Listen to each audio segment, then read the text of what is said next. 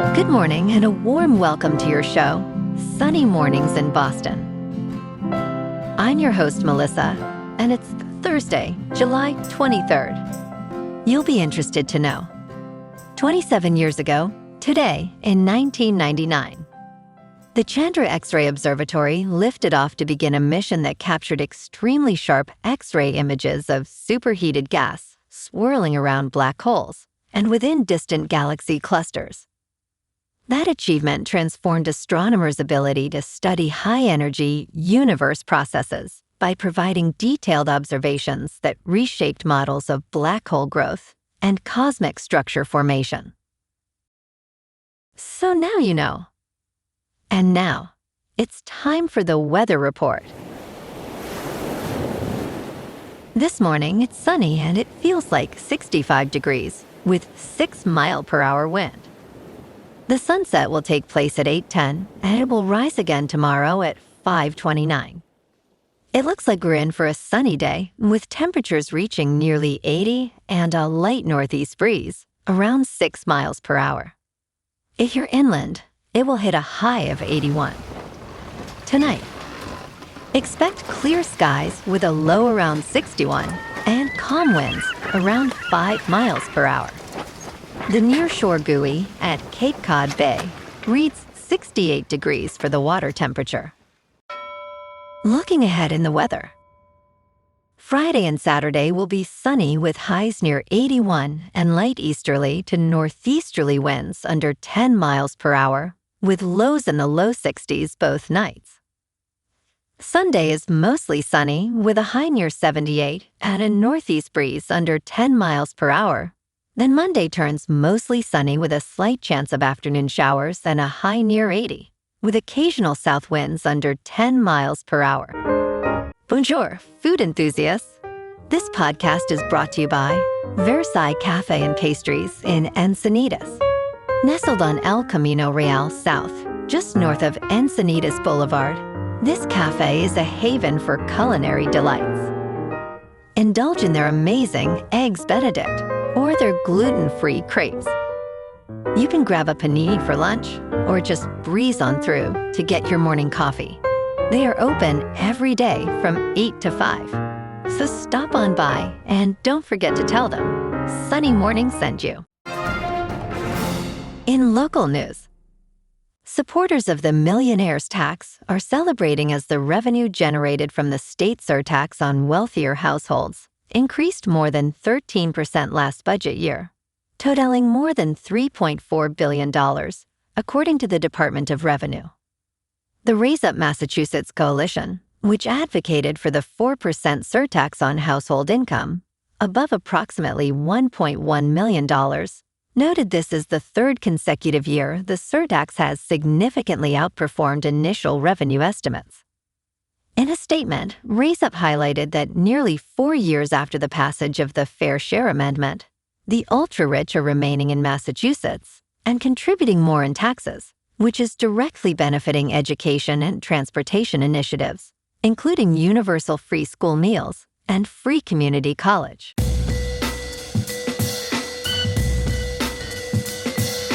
Now on to sports. Caitlin Clark, the superstar guard for the Indiana Fever, is one technical foul away from being suspended for 1 game. She received her 7th technical foul of the season on Wednesday night during a blowout home victory over the Connecticut Sun.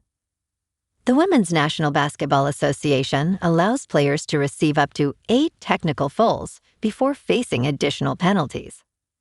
Since Clark has 7, she is at risk of missing a game in the regular season.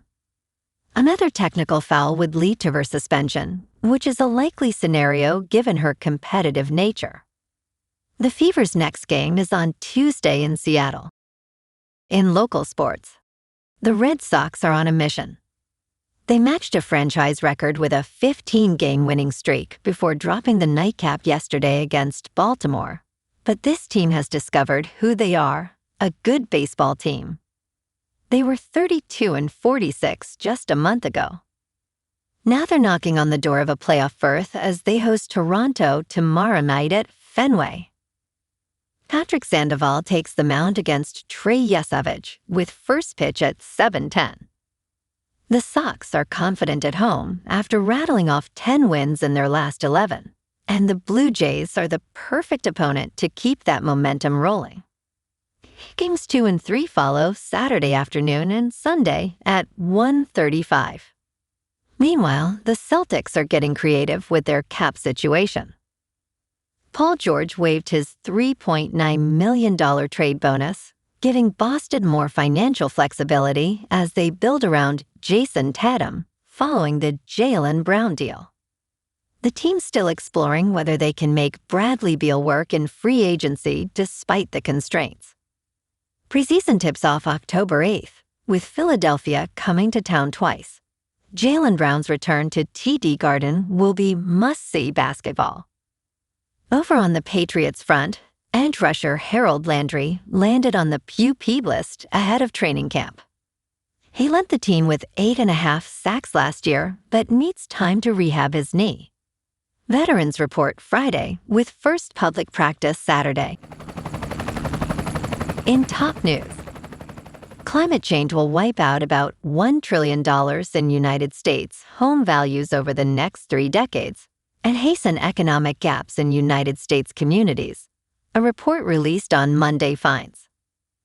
Already high insurance rates are escalating, rendering large portions of the nation's largest cities unaffordable, according to a study by First Street Foundation.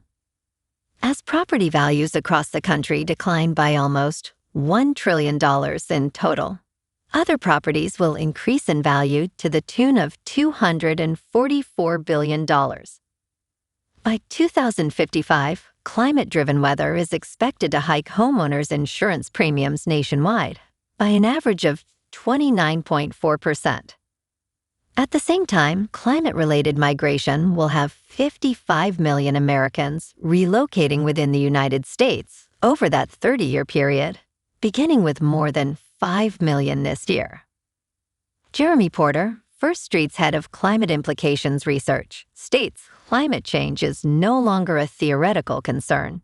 It is a measurable force reshaping real estate markets and regional economies across the United States.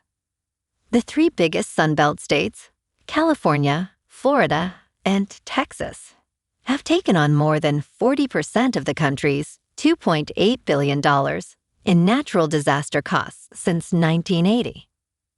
Data estimates a more than 4-fold increase in premiums in Miami, a tripling in Jacksonville and Tampa, and a doubling in Sacramento, California. Some counties in California, Florida, and Texas will experience net declines of 10% to 40% in their property values by 2055. Last month saw dozens of people killed, tens of thousands evacuated, and thousands of structures damaged or destroyed in the Los Angeles area due to wildfires. In business news, Goldman Sachs has created a new platform to expand its offerings for wealthy clients and family offices who increasingly want direct stakes in fast-growing private companies, CNBC has learned. The new group, called the Alternative Investments Platform, combines Goldman's existing alternatives business with 2 newly established teams, according to a memo seen first by CNBC. These teams focus on direct investments in individual private companies and on helping clients buy and sell those stakes. There's been a lot of focus on the big growth tech names. Kristen Olson, Goldman's global head of alternatives for wealth, told CNBC. Goldman's move reflects 2 major trends reshaping Wall Street. The firm has spent years pushing deeper into wealth and asset management for steadier revenues. Successful startups are staying private longer, allowing early investors to capture most gains. Companies are going public at $1 trillion, Olson said. Goldman has been arranging direct investments in later-stage private companies for wealthy clients for roughly 2 decades. The firm's goal is to help clients identify promising companies before they become household names. Goldman focuses on later-stage companies with established products, meaningful revenue, and clearer paths toward profitability. The AI investment boom has intensified demand, steering clients toward investments in the infrastructure underpinning AI. The announcement comes days after Goldman reported record quarterly revenue, highlighting AI-driven activity across its businesses. The announcement formalizes Goldman's growing business, helping clients find liquidity for private investments. Through its new secondary advisory group, the firm plans to expand a marketplace for clients to buy and sell private holdings. Olson stated, "We said, let's break that out and let's make it very clearly defined as something that we're leaning into." In crypto movement, Bitcoin is down 1% to about $66,000. Ethereum is down 1% to just over $1,900. And XRP is down 1% to $1.13. Moving on to a more local vibe. In our community spotlight on health and wellness, we are working with a national Pilates studio to bring you some free classes, so listen up. Check out Club Pilates. With several locations in the Boston area, Pilates presents a comprehensive wellness approach, cultivating strength, reducing tension, and elevating mental well-being. Scientific research affirms its benefits. So now you can check out Club Pilates for a free class. With locations in Canton, Wellesley, Hingham, Brookline, and Framingham, just be sure to tell them Sunny Morning sent you by. And now, back to the show. Let's talk tech. Alphabet investors have expressed concerns about the company's substantial artificial intelligence spending, but recent earnings suggest a positive outlook. Google's cloud business is thriving, with revenue soaring 82% to $24.8 billion, surpassing analysts' expectations. Enterprise artificial intelligence solutions and infrastructure played a significant role in this growth. The company's profit reached $112.1 billion, a remarkable increase from last year's profit of $28.1 billion. Google Services revenue also grew by 15% to $94.5 billion. CEO Sundar Pichai emphasized the transformative impact of artificial intelligence investments across the business. And in entertainment news, Taylor Sheridan's two-part Yellowstone spinoff is officially CBS' newest smash hit. Nobody can accuse Sheridan of making predictable television, as he mixes things up, but he almost always guarantees viewers. Despite dividing critics and audiences, Marshals has continued to attract millions of viewers, making it the biggest broadcast hit of the entire television season. According to Nielsen's final 35-day multi-platform ratings for the 2025 to 2026 television season, Marshals finished as the most-watched broadcast television series, attracting $19.3 million viewers. However, it is receiving the weakest critical reception of any Yellowstone spinoff, sitting at 48% on Rotten Tomatoes from critics. Returning cast members include Breckin Merrill and Mo Brings Plenty, while CBS renewed the series for a second season just 12 days after its premiere. You can stream Marshals on Paramount+. Well, alrighty folks, it's time for the quote of the day. And today, and that's a wrap for this morning. You can check out our Instagram, YouTube, and TikTok for some captivating aerial videos with local news and the weather reports. Have an amazing day, my good friends. We'll see you tomorrow with another episode of Sunny Mornings in Boston.